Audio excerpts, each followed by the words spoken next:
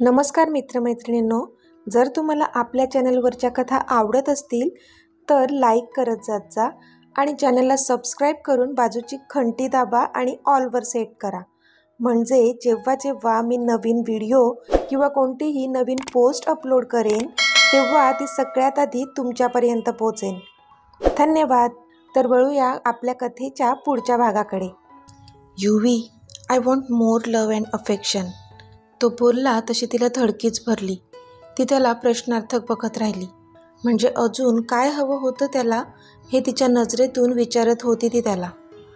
त्याने तिला त्याच्या रूमच्या एका कोपऱ्यात लावलेल्या पेंटिंगकडे बोट दाखवलं आणि नजर खाली केली. पण ती पेंटिंग पाहूनच तिने डोळे मोठे केले. तिचे श्वास जड झाले. धडधड तर खूपच वाढली हृदयाची. कारण त्या पेंटिंगमध्ये एक यंग कपल एकमेकांना किस करत होते. आता पुढे रियांश घरी येऊन फक्त परीचाच विचार करत होता. म्हणजे ती असं डायरेक्ट तिची पूर्ण सॅलरी त्याला देईल असं अजिबात वाटलं नव्हतं त्याला. पण तिने ते केलं होतं. शिट यार, उगाच तिला सांगितलं की मॉम ॲडमिट होती. बिचारी सगळी सॅलरी मला देऊन टाकली तिने. आणि आता मग तिला गरज नाही का पैशांची? शिट. तो आता स्वतःलाच कोसत होता.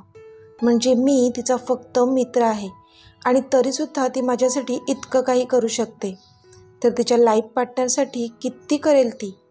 तो सगळं मनात विचार करत होता. पण खूप खुश होता तो, कारण ह्यावेळी एका खूपच योग्य मुलीवर प्रेम जडलं होतं त्याला.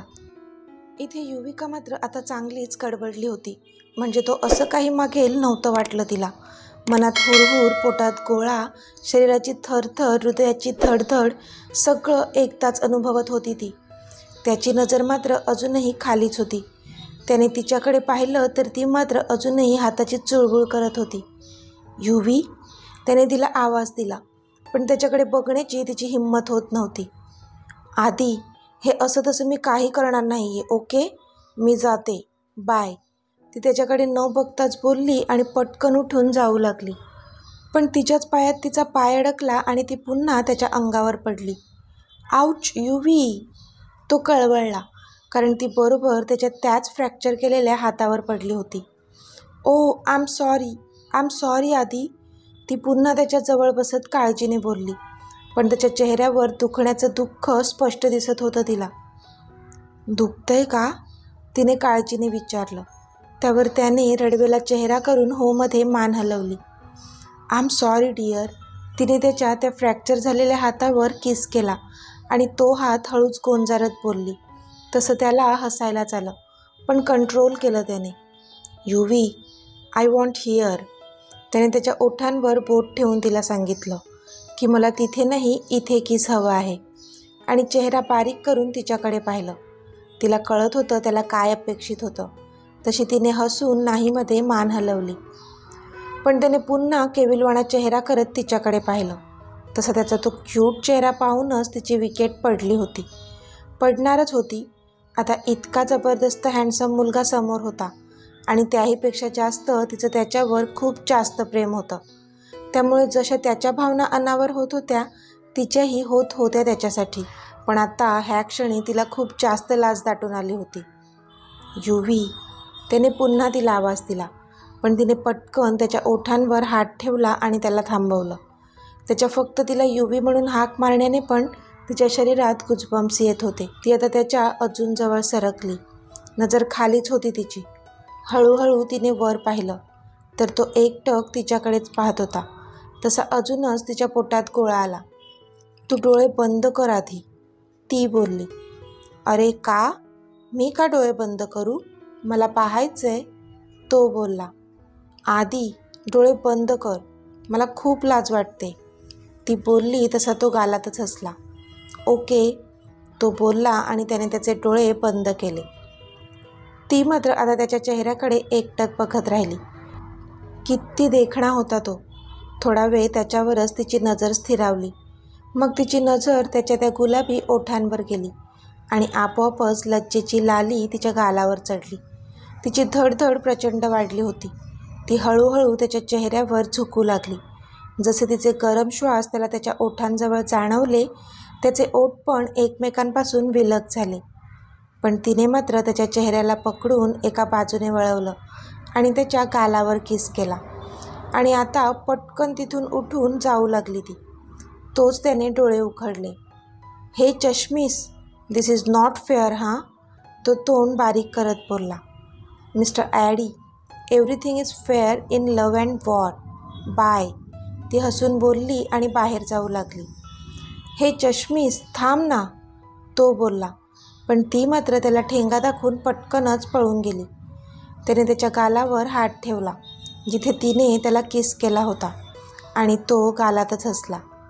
ओ स्वीटी, आय लव्ह यू, तो बोलला आणि आता झोपू लागला. इथे युविकाला काही झोप लागत नव्हती. त्याने तिच्याकडे केलेली डिमांड तिला आठवत होती आणि आपोआपच ती ब्लश होत होती. ओ गॉड, हा आधी ना एखाद दिवशी मला वेडं करून सोडणार आहे, ती स्वतःशीच बोलली आणि झोपण्याचा प्रयत्न करू लागली. पण इतक्यात तिच्या फोनची मेसेज टोन वाजली. तिने हसतच तिचा फोन हातात घेतला तर त्याचाच मेसेज होता. तिने तो मेसेज ओपन केला तर त्याने तिला सॅडवाली इमोजी पाठवली होती. त्याने तिला सॅडवाली इमोजी पाठवली. तिने त्याला चिडवून दाखवणारी इमोजी पाठवली. प्लीज, तोंड थोडं बारीक करून. नो, हसून. युवी, तोंड पुन्हा थोडं बारीक करून. आधी, थोडं चिडवून. बाय, रडण्याची इमोजी पाठवून. थांब ना थोडा वेळ प्लीज. थांबून काय करू, थोडंसं चिडून. असंच गप्पा मारू थोड्या, झोप येत नाही आहे मला. अच्छा, तुला पण झोप नाही येत? एक किस दिला असता ना तर चांगली झोप लागली असती, तुलाही आणि मलाही. अरे, किस केला ना मी, ती थोडी शहारली होती आता. पण मला इथे हवा होता.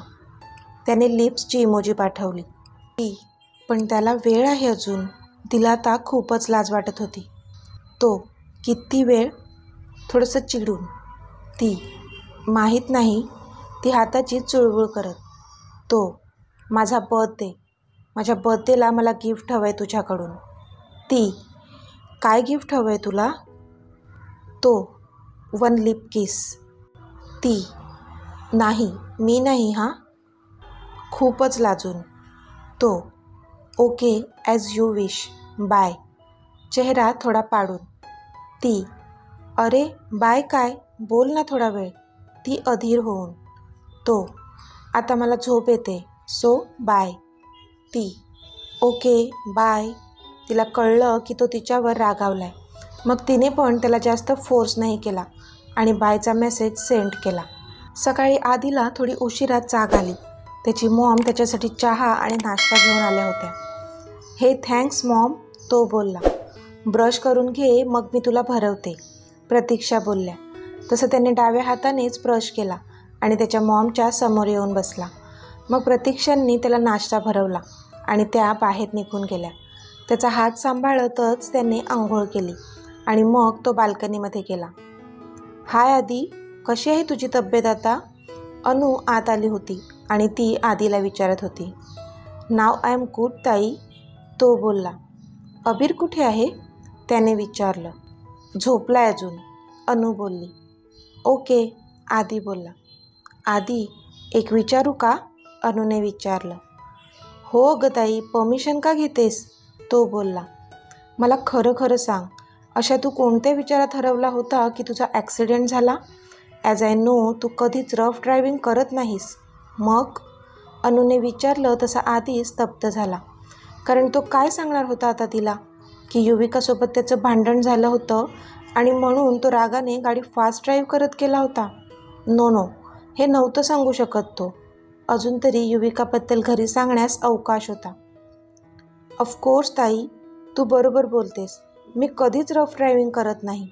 तो समोरचा मुलगाच इतका फास्ट आला होता आणि माझ्या गाडीला धडकला. खरंच कोणताच विचार करत नव्हतो मी अगं.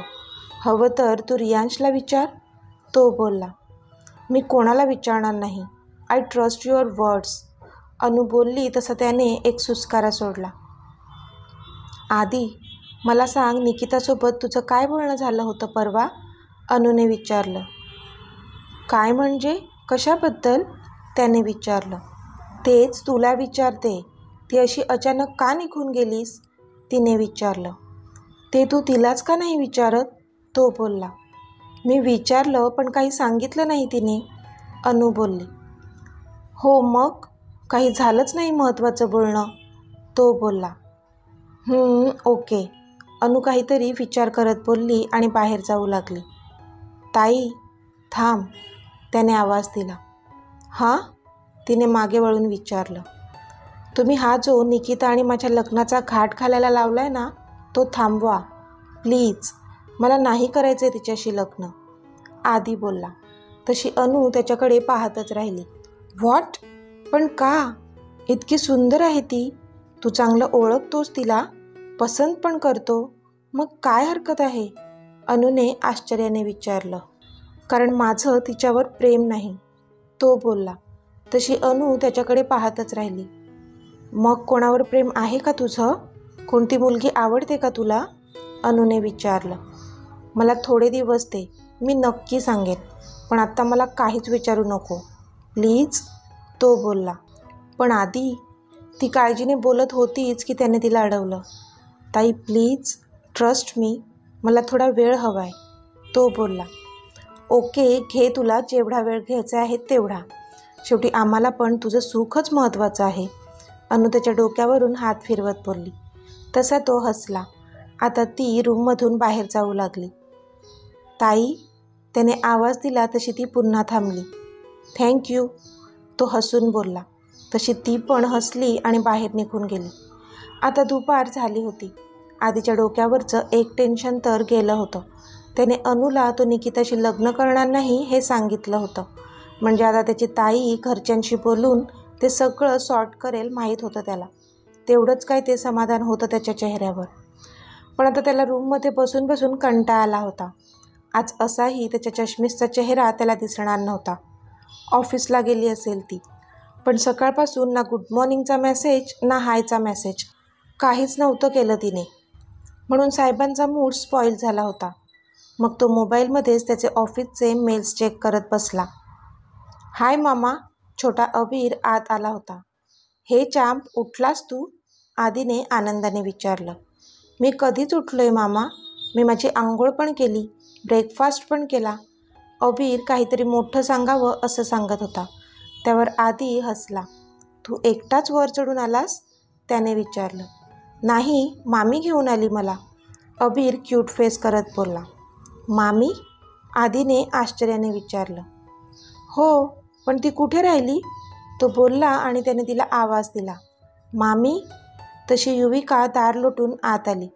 तिला पाहून तर इथे आदीच्या चेहऱ्यावर खूप मोठी स्माईल आली. इतका खुश झाला होता तो तिला पाहून, पण त्याला कळत नव्हतं आज ही घरी कशी. पण काही बोलला नाही तो, कारण कालचा राग होता ना आमचा तिच्यावर. युविका आता आत आली होती. तिच्या हातात जेवणाची प्लेट होती, पण आधी तिच्याकडे एकटक पाहत होता हे बघून ती पण हसली. आज फक्त अबीरने हट्ट केला होता म्हणून प्रतीक्षांनी युविकाला जेवण घेऊन आधीच्या रूममध्ये पाठवलं होतं. अबीर, सांग तुझ्या मामाला, मामीने सुट्टी घेतली 2 दिवस, तिची तब्येत बरी नाही आहे, युविका आधीवर स्टेअर करत अबीरला म्हणाली. तसा आधी गालातच हसला, कारण त्याला कळलं की फक्त त्याच्यासाठी सुट्टी घेतली आहे तिने. चला आता जेवायचं? तिने ती प्लेट आधीजवळ नेत विचारलं. अबीर, मला भूक नाही आहे, आधी बोलला. अशी कशी भूक नाही आहे? युविका डोळे मोठे करून बोलली. अबीर, तुझ्या मामीला सांग, मला जेवणाची नाही तर दुसरी कशाची तरी भूक आहे, आधी डोळा मारून बोलला. तसा युविकाच्या मात्र पोटात गोळा आला. अबीर, असं तसं काही खायचं नसतं, जेवण करावं माणसाने, ती पण त्याला नजर न देतच बोलत होती. पण अबीर, मला काही खायचं नाहीच आहे, मला तर प्यायचं आहे, तो तिच्या डोळ्यात डोळे घालून बोलला. पण ती मात्र आता लाजून चूर झाली होती. अबीर बिचारा एकदा युवीकडे तर एकदा आदीकडे पाहत होता, पण आदीला आज कसलीच पर्वा नव्हती. तो ओपनली फ्लर्ट करत होता तिच्याशी. आदी, जेवून घे चुपचाप, ती त्याला आता दम देत बोलली. पण त्याने नाहीमध्ये मान हलवली. फर्स्ट प्रॉमिस मी, तू मला माझं बर्थडे गिफ्ट देशील, तो बोलला. ओके बाबा, आय प्रॉमिस. तुला जे हवं आहे माझ्याकडून ते मिळेल तुझ्या बर्थडेच्या दिवशी. खुश? ती बोलली. तिने आता हात टेकले होते त्याच्या हट्टापुढे. हो खुश. चल लवकर भरव मला खूप भूक लागली आहे. तो नाटकीपणे बोलला तशी ती डोळे बारीक करून त्याच्याकडे पाहू लागली. नौटंकी कुठला, ती मनातच बोलली आणि त्याला भरवण्यासाठी त्याच्या बाजूला जाऊन बसली. तर मित्रमैत्रिणींनो, आजचा भाग तुम्हाला कसा वाटला ते मला कमेंटमध्ये सांगा. आणि जर आवडला असेल तर व्हिडिओला लाईक करा, शेअर करा आणि चॅनलला सबस्क्राईब करून बाजूची घंटी नक्की दाबा. चला तर भेटूया आपल्या पुढच्या भागात. तोपर्यंत धन्यवाद.